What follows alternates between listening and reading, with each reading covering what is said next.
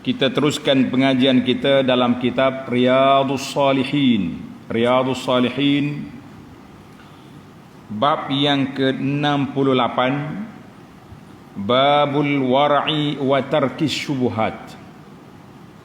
Bab wara'. Apa makna wara'? Menjauhkan diri daripada sebarang jenis maksiat. Tak kiralah maksiat tu besar atau kecil, kita rasa besar belaka sebab nama dia maksiat.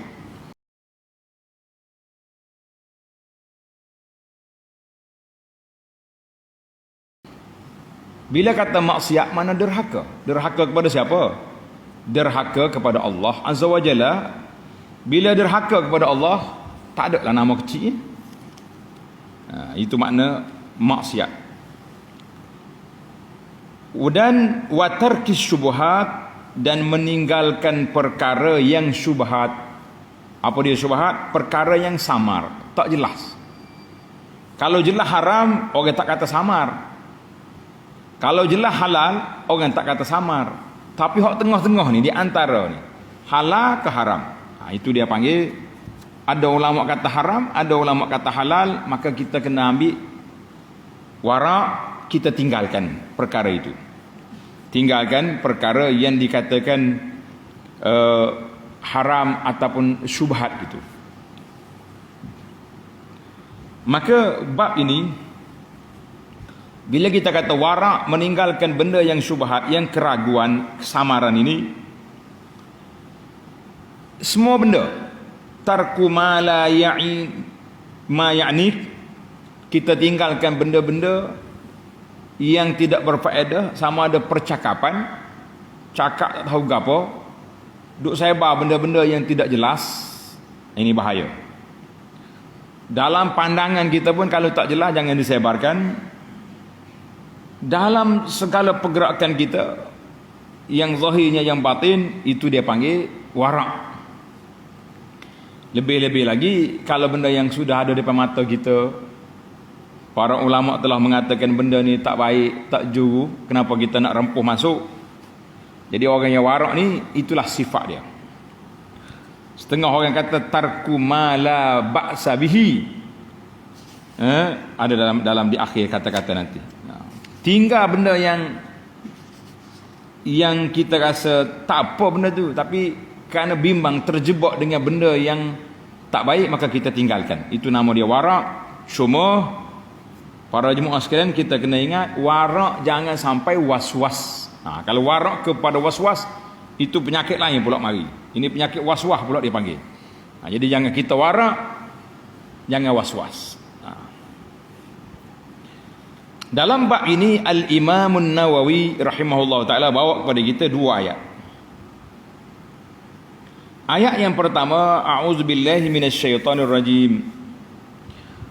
Wa tahsabunahu hayna wa huwa 'indallahi 'azim.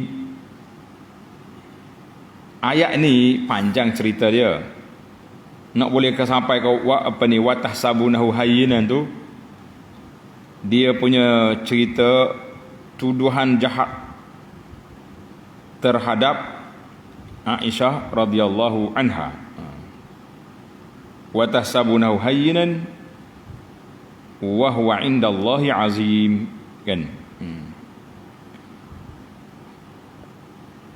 Musangka, tengok dalam terjemah dia, musangka benda tu mudah, kecil saja, tapi dosa dia di sisi Allah Ta'ala besar. Wa huwa 'indallahi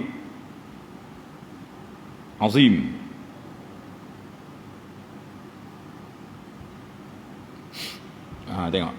Tengok asal ayatnya. Ayat ni dalam surah An-Nur ayat 15.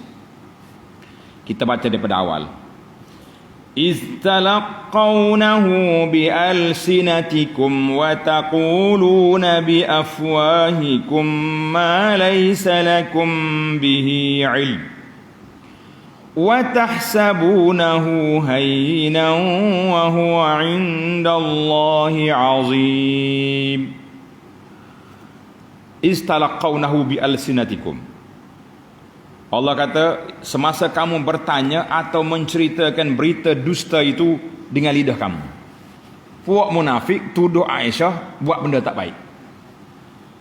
Orang Islam dengar, gi kata juga benda tu. Kan? Dan kamu memperkatakan dengan mulut kamu akan sesuatu yang kamu tidak mempunyai pengetahuan tentangnya. Sebab apa berani kata wa tahsabunahu hayyinan, dan kamu pula menyangka perkara itu kecil, sedangkan ia di sisi hukum Allah adalah perkara yang besar dosanya. Kenapa Imam Nawawi bawa ayat ini dalam bab warak, dalam bab tarkus syubhat? Sebab dia nak cerita kepada kita di dalam perkataan kita nak nukilkan pandangan, nak ambil pandangan zaman kita hari ni pula, nak tolong-tolong share, nak sebarkan orang-orang buat maklumat-maklumat tuduhan. Hati-hati, kita sebar, kita share, bermakna kita juga setuju dengan tuduhan itu. Sebab itu kita ingat tahsabunahu hayyinan, mu ingat ke benda simple je. Saya tukang sebar je, tukang share je. Tukang share apa? Dosa dia besar sebab menuduh orang yang baik jadi jahat. Maka lebih-lebih lagi dalam kisah ini dia tuduh Ummul Mukminin Aisyah. Zaman kita ini walaupun tidak tuduh isteri Nabi, kita tuduh orang mukmin tu buat benda jahat. Sedangkan kita pun tak ada maklumat, cuma orang kata, maka perbuatan itu mungkar yang besar yang wajib kita kena tinggalkan. Jadi hak ni, etika ni lah kita rebah sekarang ni. Kita tidak beramal dengan ayat ni. Kita ingat biasa ya. Biasa apa? Dosa dia indallahi azim. Dosa itu besar. Yang kedua, ayat yang kedua, inna rabbaka labil mirsad. Sesungguhnya Tuhanmu benar-benar mengawasi. Jadi kalau Tuhan kita rasa, ini dia panggil darajat ihsan dalam jiwa kita, merasai, menjiwai Allah Ta'ala tahu segala yang kita buat, Allah Ta'ala tengok, Allah Ta'ala perhati, mengawasi segala pergerakan kita. Macam mana kita nak berani nak langgar perintah Allah, macam mana kita nak berani nak langgar, nak rempuh hudud, sempadan, batasan yang Allah Ta'ala buat, maka tentu tidak berani. Jadi orang yang warak, dia akan tak rempuh pagar, batasan, hudud yang telah digariskan oleh Allah Azza wa Jalla. Baiklah, tamatlah kita 2 ayat.